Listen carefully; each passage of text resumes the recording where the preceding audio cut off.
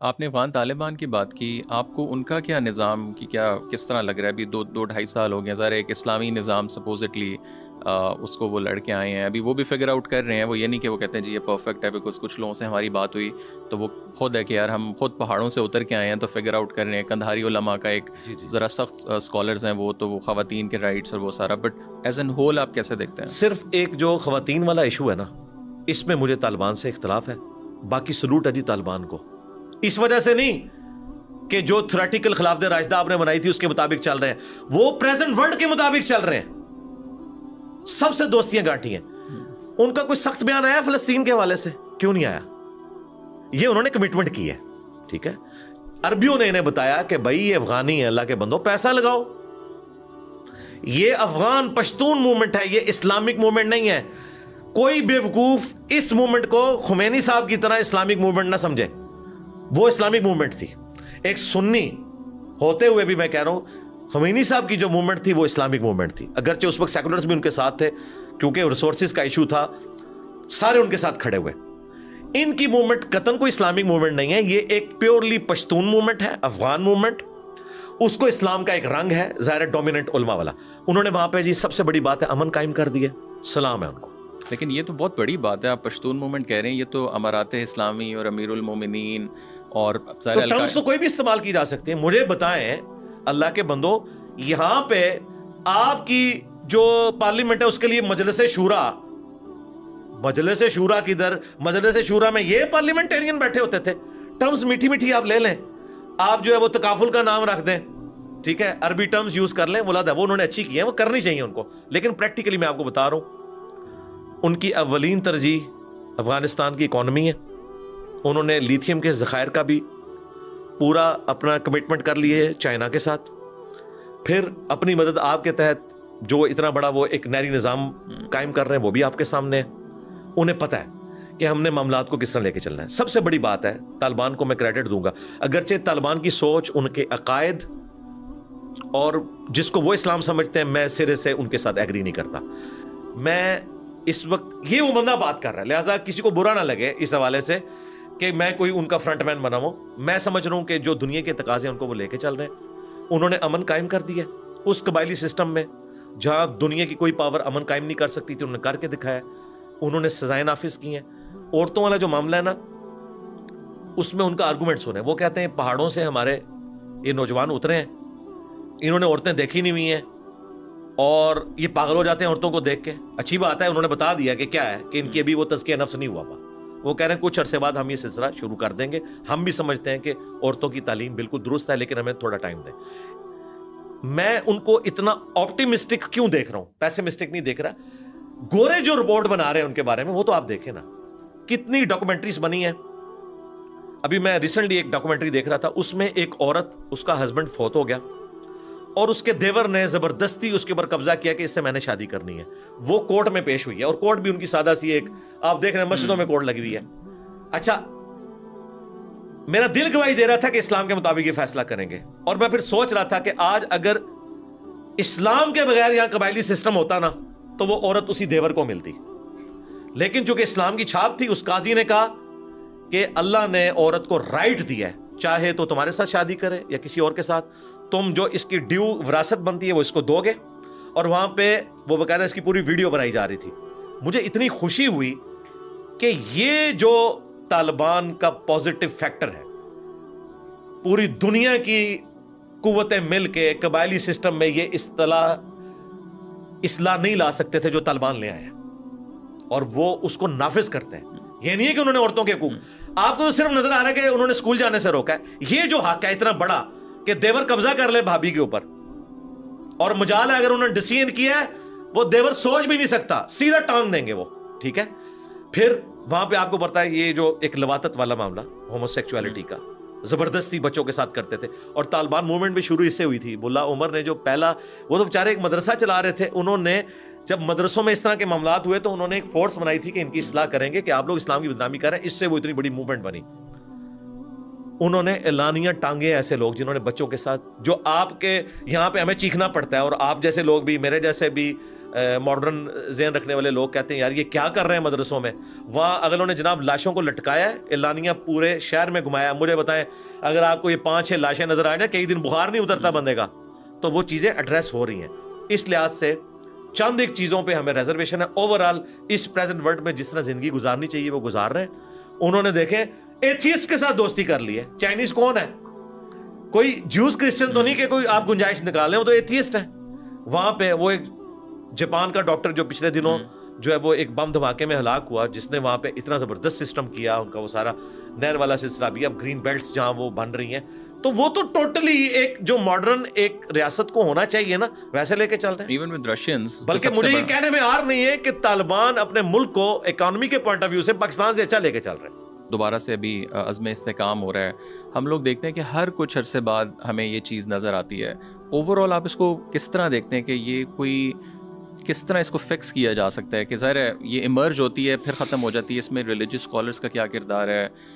ٹھیک ہے جو افغانستان کے ساتھ تعلقات ہیں وہ تو ایک الگ ہے, بٹ کہیں نہ کہیں وہ بھی کنیکشن ہے. ہم وہ خوارج جن کو کہتے رہے کہ جی یہ تو انڈیا کی سپورٹ ہے, بٹ ٹی طالبان افغان طالبان بھی کہیں نہ کہیں سافٹ کارنر ان کا ہے. بٹ آپریشن یہ جو بھی ہونے جا رہا ہے یا باتیں ہو رہی ہیں, اس پوری چیز کو آپ کیسے دیکھتے ہیں؟ وہ آپریشن تو مجھے لگ رہا ہے کہ شاید پی ٹی اے کے خلاف ہی ہو رہا ہے, اور بیچ میں ٹی ٹی پی اور باقی لوگ بھی آ جائیں گے, مجھے تو یہ نظر آ رہا ہے. اچھا اب رہا مسئلہ کہ یہ بار بار ہمیں کبھی ضرب عزم, کبھی رد الفساد, کبھی عزم استحکام, تو یہ تو ہماری مجبوری ہے. ہم کمبل کو چھوڑنا چاہتے ہیں, کمبل ہمیں نہیں چھوڑ رہا. ہم نے جو اتنی غلطیاں کی ہیں اتنی جلدی تو جان نہیں چھوڑے گی, سیدھی سی بات ہے. اس کے لیے آپ کو کاؤنٹر نیریٹو لانچ کرنا پڑے گا. جو یہ ہمیں پڑھاتے ہوتے ہیں نا پاکستان کی نظریاتی حدود کی حفاظت ہم کر رہے ہیں, نظریاتی حدود کی حفاظت کوئی نہیں ہو رہی ہے, جغرافیے کی حفاظت ہو رہی ہے. ابھی تک کوئی سیریس کوشش نہیں ہوئی ہے. مجھے بتائیں وہ تمام علماء جو ان چیزوں پہ بولتے تھے ایک ایک کر کے خودکش حملوں میں شہید کر دیے گئے. ایک بندہ بچا تھا غامدی صاحب, وہ بیچارے پوری زندگی ملیشیا گزاری اور اب وہ بیٹھے ہوئے ہیں امریکہ کے اندر. تو نظریاتی حدود کی حفاظت غامدی صاحب نے کرنی ہے, آرمی چیف نہیں کر سکتا. یہ جو آپ اس طرح کی چیزیں لانچ کر رہی ہیں نظریاتی حدود کی حفاظت نہیں کر سکتے, جغرافیائی حدود کی حفاظت کر سکتے ہیں. اس کے لیے وہ علماء, مفتی تقی عثمانی صاحب ڈیسنٹ ان کی اس اعتبار سے اپروچ ہے, اور وہ اس قسم کی ایکسٹرا جوڈیشل ایکٹیویٹیز جو مذہبی تنظیمیں کر رہی ہیں وہ اسے بالکل اعلانیہ کنڈیم کرتے ہیں. پوری دنیا میں جتنا اس طرح کا معاملہ ہو رہا ہے, ابھی تو میں نے ان کا کل ایک انٹرویو دیکھا ہے انگلش میں, انہوں نے 5 منٹ کا ایک کلپ ریکارڈ کرایا, اس میں انہوں نے کلیئر کٹ کہا ہے کہ دنیا میں جس قسم کی بھی حکومتیں ہیں مسلمانوں کی ان کا ساتھ دیں اور آپ پولیٹیکل سٹرگل کریں. یہ جتھے بنا کے اس طرح چڑھ دوڑنا, اس کی وجہ سے تقی عثمانی صاحب کی اپنی لائف بھی ونریبل ہوئی ہے, ان پہ بھی اٹیک ہوئے ہیں ان لوگوں کی طرف سے. تو اگر اتنی بڑی بڑی پرسنالٹیز کو ان کو فرنٹ پہ لا کے ان کے ذریعے کاؤنٹر نیریٹو لانچ کیا جائے اور پھر لوگوں کو سمجھایا جائے, پھر یہ معاملہ لیکن وہ ہوا ہے بٹ وہ فیل ہوتا رہا ہے. نہیں کوئی نہیں ہوا. آپ کس طرح کہتے ہیں مجھے بتائیں, 2010 کے بعد کافی زیادہ مطلب سرکار اس طرح نہیں ہے کہ آپ نے ایک آدھ کوئی پریس کانفرنس کروا دی, وہ بھی یار مجھے بتائیں جب یہ سری لنکن کو قتل کیا گیا تھا, ایک طارق جمیل صاحب آئے ہیں سامنے, اس وقت جتنی مذہبی تنظیمیں تھیں ٹی ایل پی کے, کسی بڑے بندے کا کوئی بیان یہ دلوا سکے؟ کون لوگ تھے وہ؟ ٹی ایل پی کے موٹیویٹڈ لوگ تھے, اگرچہ وہ سمجھتے تھے کہ غلط ہوا ہے لیکن اسے یہ بیان نہیں دلوا سکے. جو ہم بھی کوشش کرتے ہیں کہ فلاں ملک ہمارے حق میں بیان دے دے اور ہم نہیں دلوا سکتے, یا فلاں کے خلاف دے, یہ ان لوگوں سے نہیں دلوا سکتے. میں ہمیشہ ہر دفعہ کہتا ہوں کہ توہین مذہب کے معاملے میں جب کوئی مسئلہ اٹھے اور آپ کو پتہ چل گیا تو آپ ان سے بیان دلوائیں. یہ جڑا والا جو واقعہ ہوا, درجنوں چرچ جلے, کتنا نقصان ہوا, پھر سرگودا میں, سوات میں, اس کے بعد کیا ہماری اسٹیبلشمنٹ کا کام نہیں تھا کہ سعد رضوی کو بٹھاتے اور اس کہتے کہ تو بول؟ اگر یہ نہیں کروا سکے تو آپ چاہے ضرب عزم کر لیں, رد الفساد کر لیں, یا آپ جغرافیائی حدود کی حفاظت کریں گے, نظریاتی حدود کی حفاظت نہیں ہوگی جب تک ان کے بڑے آ کے کنڈیم نہیں کریں گے جن کی پبلک میں سے ہے. یہ ممی ڈیڈی قسم کے مولویوں کے ذریعے بیان دلوانا, مجھے بتایا طاہر شریفی کے بیان کی کیا اہمیت ہے؟ ہر کوئی معاملہ ہوتا ہے, خان صاحب کا مسئلہ ہو, ان کی گورنمنٹ ہو, وہ خان صاحب کا سپوکس مین ہوتا ہے, شہباز شریف صاحب آ جائیں ان کا سپوکس مین ہوتا ہے. تو یہ تو اس طرح کے جو بندے ہیں نا جو آپ نے لانچ کیے ہوئے ہیں, آپ سے مراد جن کا آپ ذکر کر رہے ہیں اسٹیبلشمنٹ کا, تو یہ نظریاتی حدود کی حفاظت نہیں کر سکتے. ان کی کوئی ورتھ ہی نہیں ہے بھائی. ورتھ ہے مفتی منیب کی, ورتھ ہے مفتی تقی عثمانی صاحب کی, اور یہ ڈائلاگ ہو پبلکلی یہ آ کے کریں اور ان کو پابندی کی جائے کہ جو باتیں آپ یہاں پہ کر رہے ہو اپنے جمعے کے خطبوں میں بھی یہی باتیں کرنی ہیں. اس طرح کوئی نہیں ہوتا, سیدھی سی بات ہے. کوئی ابھی میں سمجھتا ہی نہیں ہوں کہ نظریاتی حدود کی حفاظت کے لیے کوئی ہوا ہے. رہا میرا مسئلہ, میں اپنی کیپیسٹی میں کر رہا ہوں. جس طرح سیکولرز جو ہے نا ان کی مجبوری ہے, وہ ہمارے دوست انہوں نے بڑی اچھی بات کی تھی کہ سیکولرز کا خدا جو ہے وہ ٹروتھ ہے, میجورٹی کا. میں ان لوگوں کی بات کر رہا ہوں, آسما جہانگیر, کہ طالبان ان کے کفر کے فتوے جاری کر رہے ہیں اور جب طالبان کو کوئی وکیل نہیں ملتا وہ کہتی ہے میں فری لڑوں گی, سچائی کے لیے کھڑی ہوئی نا. ٹھیک ہے, آسما جہانگیر جیسے مردوں کی ہمیں ضرورت ہے, عورتوں کی بھی ضرورت ہے. ایک آسما جہانگیر آپ 70 سالوں میں صرف پیدا کر سکیں, یہ ایک داڑھی پگڑی والا بندہ کہہ رہا ہے. کتنے لوگ ہیں جو سچائی کے لیے کھڑے ہوتے ہیں, کوئی دلیری دکھانے کے لیے کھڑا نہیں ہوتا. آسما جہانگیر کو سب سے زیادہ تکلیفیں کس سے اٹھانی پڑی؟ مذہبی طبقے سے, اسٹیبلشمنٹ سے. پھر آپ یہ کہتے ہیں کہ یہ لوگ آپ کی خدمت کریں اور آج آپ کا قبلہ درست ہوا ہے, تو آسما جہانگیر یا ان کی لیگیسی جو لے کے چل رہے ہیں وہ فوج کے حق میں کھڑے ہو جائیں. انہیں تو خطرہ ہے کل کو آپ کا قبلہ بدلا تو سب سے پہلے ان کو آپ شہید ہوتے ہوئے دیکھیں گے. تو اس لیے آپ نے طے کرنا ہے. ویسے میں آپ کو ابھی بتاؤں, اس وقت فوج بھری پڑی ہوئی ہے. انہوں نے واقعی ریلیجسلی یہ طے کر لیا ہے کہ اب پاکستان اس طرح نہیں چلے گا. اس کی وجہ ایف اے ٹی ایف, پوری دنیا کی پالیٹکس کا چینج ہونا, یہ بھی گوروں کو کریڈٹ جاتا ہے, ان کو نہیں جاتا, گوروں کو جاتا ہے کہ انہوں نے انہیں سکھایا کہ بندے کے پتر بنو, دنیا میں اس طرح نہیں آپ رہ سکتے, ورنہ ہم یہ کر دیں گے. اگر تم نے یہ 25 کروڑ کا جو ایٹم بم رکھا ہوا ہے نا ادھر آبادی کا, ان کو ساتھ لے کے چلنا ہے نا, بھوکے نہیں مارنا, تو بھائی پھر ہماری بات بھی مانو. اور وہ ٹھیک کہہ رہے ہیں. ایف اے ٹی ایف نہ ہوتا نا, میں دیکھتا یہ رد الفساد ضرب عضب کہاں سے آتا. یہ ہم نے نہیں لرن کیا. اور جو لوگ ہمیں سکھاتے تھے نا 2001-2 میں, کون؟ جاوید گامدی صاحب, نجم سیٹھی صاحب, حامد میر صاحب, یہ اس وقت ان کو کہتے تھے یہ غدار وطن ہے, یہ بنگلہ دیش کے ایجنٹ ہیں. آج انہی لوگوں کا نیریٹو لیا ہوا ہے. وہی بات ہے کہ ڈان لیگ پہلے پرائم منسٹر کو فارغ کرواتے ہیں, بعد میں ڈان لیگ کہتے ہیں یہ سب سے بیسٹ پالیسی ہے کہ ہمیں انڈیا کے ساتھ دوستی کرنی ہے.